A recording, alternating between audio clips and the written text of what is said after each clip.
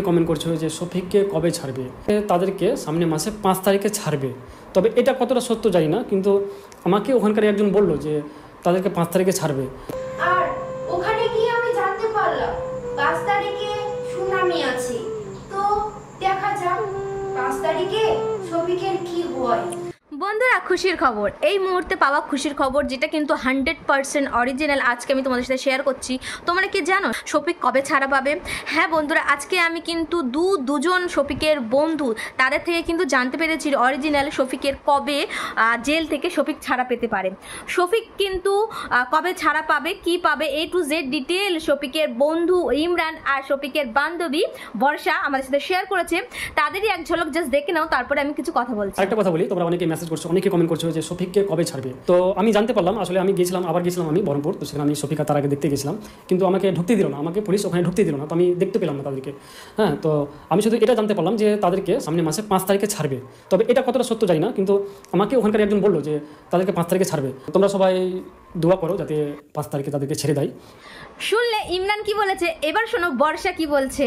তো আমি শফিককে দেখতে গিয়েছিলাম, শফিক অনেক কান্নাকাটি করছিল। আমি ওকে সান্ত্বনা দিলাম, তুই কান্না করিসনি, আমরা সবাই তোর পাশে আছি, তুই খুব তাড়াতাড়ি এখান থেকে ছাড়া পেয়ে যাবি। আর ওখানে গিয়ে আমি জানতে পারলাম 5 তারিখে সুনামি আছে। তো দেখা যাক 5 তারিখে শফিকের কি হয়। তো বন্ধুরা, তো ফাইনালি 5 তারিখে তাদের বেল আছে। এবার 5 তারিখে কিন্তু ওখানের অনেকজন কিন্তু এটা বলেছে যে 5 তারিখে তাদের ছেড়েও দিতে পারে, কারণ তাদের সম্পর্কে যেই কমপ্লেনটা করা হচ্ছিল সেটা খুবই একটা নর্মাল কমপ্লেন। যেহেতু তারা একটা সেলিব্রিটি, তো তাদেরকে এতদিন ধরে আটকে রাখবে না, তারা একটা বড় কোনো ক্রাইম করিও নি, ঠিক আছে। সুতরাং সেই কারণে কিন্তু তাদের কিন্তু জামিন হয়ে যেতে পারে 100-এর মধ্যে 90% এটা শিওর। সুতরাং 5 তারিখ মানে এই জুলাই মাসের 5 তারিখ, আজকে আমি যে ভিডিওটা আপলোড করছি, মানে ভিডিও শুট করছি 2 তারিখ, আমি আপলোড দেবো 3 তারিখে। সো 5 তারিখে কিন্তু বেল আছে, মানে সুনামি আছে। আর যতদূর সম্ভব ওখানকার গার্ডরা ইমরান ভাইয়ের সাথে বর্ষার সাথে এটাই বলেছে যে হ্যাঁ চান্স আছে, কারণ সবাই ডিসকাস করছো যে ছাড়া পেয়ে যাবে। বাট হ্যাঁ, ডিভোর্স কিন্তু এখন হবে না। ডিভোর্সের জন্য যে শফিক যেটা অ্যাপ্লাই করেছে সেটা কখনো কোনো রকমভাবে মানা যাবে না। 1 নম্বর হচ্ছে ওরা আইনত দণ্ডনীয় অপরাধ করেছে, কারণ ওরা নাবালক আর নাবালিকা অবস্থায় বিয়ে করেছে। 2 নম্বর, এই নাবালক নাবালিকা অবস্থায় কিন্তু কোনো রকমভাবে তুমি যদি আইনতভাবে তোমরা ডিভোর্স নিতে যাও তাহলে কিন্তু ফেসে যেতে পারো। সুতরাং ডিভোর্স কিন্তু তার বউয়ের সাথে এখন হচ্ছে না, বাট তারা দুজনই ছাড়া পাবে। আর আপাতত বলে রাখি তারা কিন্তু হোমে আছে।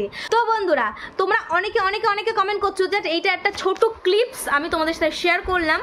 আমার ভিডিওটা দেখে কিন্তু খুবই ভালো লেগেছিল। বর্ষা যখন এটা আপলোড দিয়েছিল তখন আমার খুব হ্যাপি হয়েছিলাম। তার আগেও কিন্তু আমি ইমরানের ভিডিওতে দেখে নিয়েছিলাম। ইমরানের ভিডিওতে কিন্তু ইমরান ওই ভিডিওতে বলেছে, যেই ভিডিওতে ইমরান বর্ষা আর তারা লাভ স্টোরি বলেছিল। তোমরা যারা দেখেছো তারা কিন্তু কমেন্ট করতে পারো। সো আমি এটাই জানতে পারলাম শফিকের বন্ধু ইমরানের থেকে, বর্ষার থেকে, যে 5 তারিখে ওদের 100-এর মধ্যে 90% চান্স আছে শফিক কিন্তু চলে আসতে পারে। আর আমি এইটুকু জানি, শফিক যদি বাইরে আসেই আগেই কিন্তু ভিডিও করে আমাদের সাথে অবশ্য তার গুরুত্বপূর্ণ মন্তব্য আর কি আসলে হয়েছিল সবটাই শেয়ার করবে। যারা অ্যাকচুয়ালি ফেক ভিডিও বানাচ্ছে বা যারা এটাকে নিয়ে অ্যাকচুয়ালি ট্রোল করছে তাদের কিন্তু মুখে সশব্দের জবাব দেবে শফিক।